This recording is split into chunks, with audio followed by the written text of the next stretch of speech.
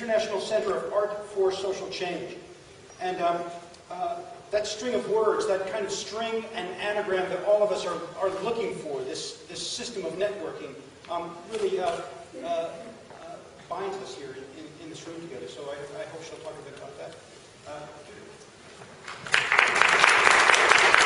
As you can, if you could put the house lights up just a little bit. Just put up your hand as many times as the question I ask you relates to you. So, hands up. Who would identify as an artist? Thank you. How about as an educator? Look around. How many of you as a volunteer? How many of you as an administrator? How many of you are parents? Grandparents? How many of you are in physical pain right now?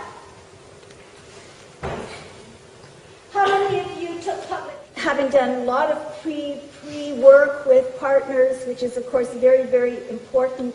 These people who are part of the community should be helping you create the project and should be acting as translators during the project. When I worked in Japan, by the time I finished, after a month, my translator was actually giving directions to the workshop participants. Our internalized conversations and begin to invite other people in to do the work with us. I think there's no way to describe the work we do. I think the only way people understand the work is to do it with us.